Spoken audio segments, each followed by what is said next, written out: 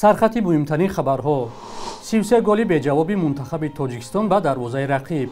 راننده تاجیک را در روسیه 7 سال زندان تهدید می‌کند و بیش از 80 میلیون دلار کمک بانک آسیایی رشد به تاجیکستان.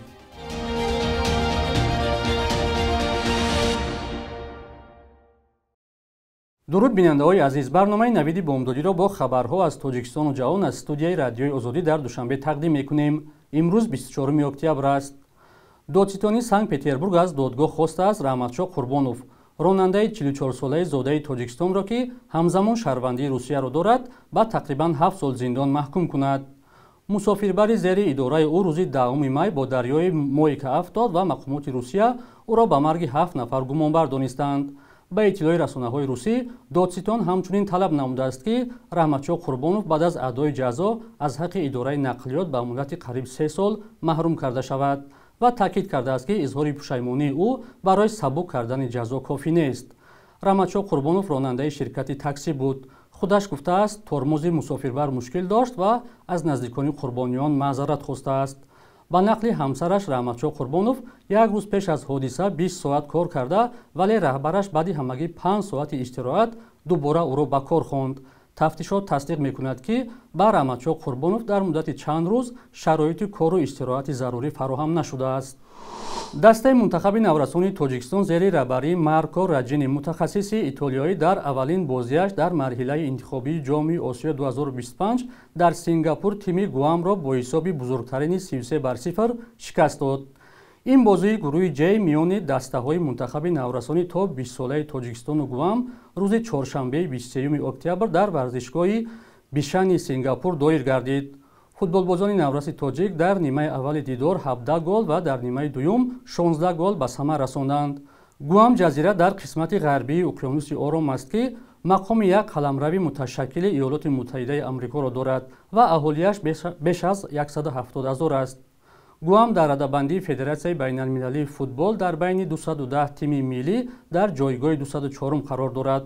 футболбозони навраси тоҷик дар марҳилаи интихобии ҷоми Осиё 2025 боз бо тимҳои Сингапур ва Умон рақобат мекунанд. 12-умин намоишгоҳи байнулмилалии китоби Душанбе дар Осорхонаи Миллии Тоҷикистон ҷараён дорад.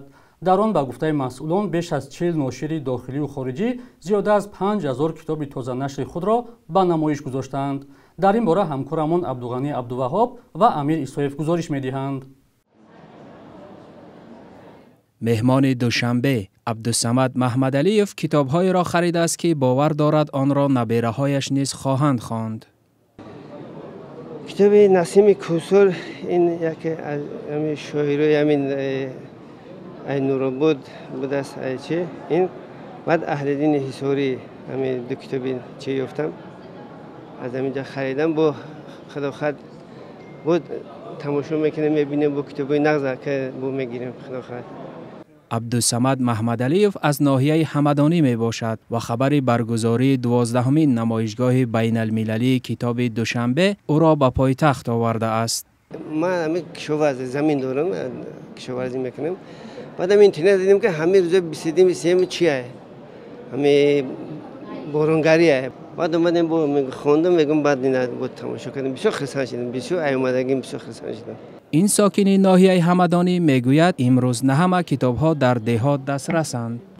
рости гап ҳамин китобхонаҳо нестанд, каманд. ина дар ҳамун ҷамоати мо ҳамин як аввал қариб ки дар ҳар қишлоқе як китобхона буд. аввал дар мактабо ҷойшон кардан, баъди мактабо аввал отдельно ҷой будан ҳамун китобхона. баъд гуфтанд дар мактабо ҷой кардан, дигар мардум дигар хай ба мактаба мисол намерава. ақаллан дар назди ҳар як ҷамоат як китобхонае боша ки мисол ҳар кас барава китоб бигира ва мисол китоб бихона. намоишгоҳи 12-уми китоби Душанбе то 24 октябр дар Осорхонаи Миллии Тоҷикистон идома мекунад. дар он ноширону адибон аз Русия, Чин, Эрон, Туркия, Туркманистон, Ӯзбекистон ва Ҳиндустон ҳам ширкат доранд. баргузории ин намоишгоҳҳо дар ҳоле аст ки сарони баъзе аз матбаъаҳо мегӯянд маҷбуранд ки ба хотири кам будани талабот китобҳоро бо теъдоди кам нашр кунанд. китобҳое ки мо нашр кардем, теъдоди нашри китобҳо бештараш 500 нусха. ба он хотир ки ҳамин имконияти нашриёти мо ҳамин қадар аст. яъне 500 нусха, 1000 нусха баъзе китобҳо وابسته به طلبات خوانندگان. نماینده وزارت فرهنگ تاجیکستان میگوید با تعداد کم چاپ شدن کتاب‌ها نشانه کم شماره کتابخوان‌ها در کشور نیست. البته تاثیر خودش رو شبکه‌های مجازی هم میگذارن، ولی بیشتری مردم کوشش میکنن که کتاب‌های الکترونیک پیدا کنن. برای این هم یک رقابت بین کتاب چاپی و کتاب الکترونیک هم. بعضی از دانشمندان تاجیک کم شدن چاپ کتاب و کتابخوانی در کشور را به جنگ شهروندی ربط می‌دهند که در اول سالهای 90 دامنگیر تاجیکستان شد. جنگ بی‌معنی شهروندی همه خراب کرد و انتشار کتاب قریب که به نیستی رسید در همه نشریه ها و کتاب از نشر قریب که موند به کاملا کتاب خراب، کتاب مطالعه کنه هم کم شد. کتاب و کتابخوانی وقتهای اخیر در رسانه ها و شبکه های اجتماعی زیاد بحث می شود. اما ماجرای کتاب نویسنده تاجیک میرزا نصرالدین نان شریکی نشان داد که رکلام حتی منفی می تواند به فروش تعداد زیادی کتاب کمک کند. کاربران شبکه‌های اجتماعی کاهش کتابخوانی را به سطح تعلیم و معارف و هم نبود نقد کتاب در کشور بستگی می‌دهند.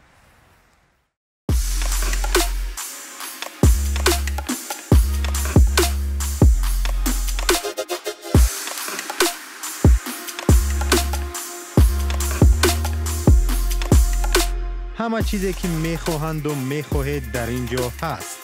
تازه ترین اخبار، گزارش‌های ویدیویی، شرح حادثه و تحقیقات ژورنالیستی. زمینه رادیو آزادی را نصب کنید و همه این را با انگشت زدن به تلفن هوشمند خود به دست بیارید.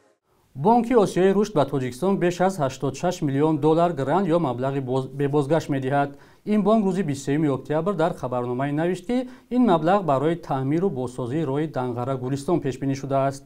дарозии ин роҳ 49 километр аст. манбаъ мегӯяд роҳи данғара гулистон ки солҳои 1930 бунёд ва солҳои 1970 бозсозӣ шудааст, аввалин роҳ дар тоҷикистон хоҳад буд ки дар он унсурҳои мутобиқшавӣ ба тағйири иқлим, истифодаи усулҳои роҳи сабз ва омодагӣ ба офатҳои табиӣ ки ифлосшавии муҳити зистро коҳиш медиҳад пешбинӣ гардидааст. ҷузъиёти бештар дода нашудааст. бонки осиёи рушд яке аз кӯмакрасонҳои асосии тоҷикистон буда то ҳол дар бахшҳои гуногун дар ҳаҷми беш аз 2 миллиард доллар ба тоҷикистон кӯмак кардааст. ҷабҳаи озодии афғонистон як гурӯҳи зидди толибон иддао кард ки ду маъмури амниятии ин гурӯҳи тунравро кушта, ду каси дигарро захмӣ кардааст. ҳодиса рӯзи 22 октябр дар Кобул иттифоқ уфтодааст. ба гуфтаи масъулини ҷабҳа, пас аз ҳамлаи охирини мушакӣ ба фурудгоҳи Кобул, маъмурони толибон ба тафтиши хонаҳои мардум дар пойтахти Афғонистон сар карданд. шуморе аз сокинон низ гуфтанд ки нерӯҳои толибон мухолифони худро дар шимоли Кобул ҷустуҷӯ доранд. то ҳол манобеи толибон дар ин бора чизе нагуфтанд. гурӯҳи толибон ки ҳанӯз дар аксари кишварҳои дунё тунраву террористӣ аст, дар тобистони соли 2021 қудратро дар Афғонистон ба даст гирифтанд. дар ин муддат ҳеҷ кишваре ҳукумати онҳоро ба расмият нашинохтааст. баъди ба қудрат расидани онҳо наздик ба 10 ҳаракату ҷабҳаи муқовимати зидди ин гурӯҳ асосан дар хориҷи ин кишвар аз худ хабар доданд. бахши як рӯзи таърихро ҳамкоронамон омода карданд ки таҳаввулоти муҳимтарини таърихро дар рӯзи 24 октябр фаро мегирад.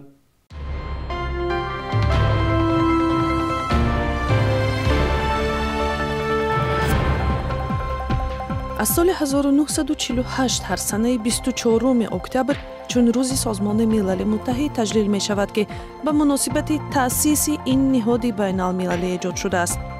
ин созмон ки фаъолияташ ба муттаҳид кардани кишварҳои сайёра, кӯмак дар ҳалли низоъҳо, мубориза бо фақру нобаробарӣ ва дифоъ аз ҳуқуқи башар равона шудааст, аз соли 1993 дар Тоҷикистони соҳиби истиқлол ҳам фаъолияташро ба роҳ монд. 24 октябри соли 1956 артиши иттиҳоди шӯравӣ ба хоки Венгрия ворид шуд ки дар авҷи эътирозҳои зидди коммунистӣ ва ихтилофҳои сиёсӣ қарор дошт.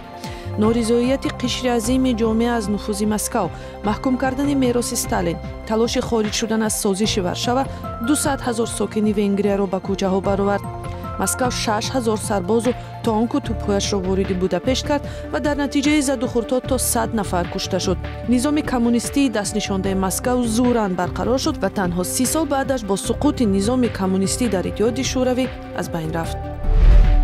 бар асоси як тасмими президент ва шӯрои адлияи тоҷикистон баъди 24 октябри соли 2012 судя ё додрасҳо барои ишғоли вазифа ба муддати бемуҳлат иҷоза пайдо карданд.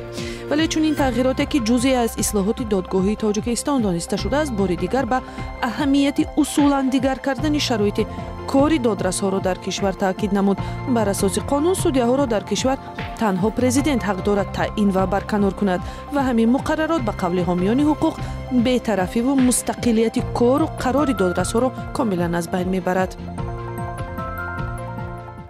субҳи имрӯз дар бонкҳои тоҷикистон 1000 рубли русӣ 110 сомонӣ ва 100 доллари амрикоӣ 1061 сомонӣ арзиш доранд. қурби расмии Бонки Миллии Тоҷикистон барои имрӯз чунин таъин шудааст.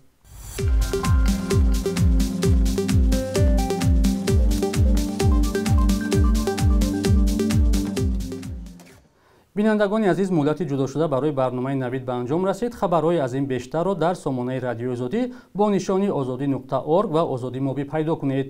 худо нигаҳдоратон.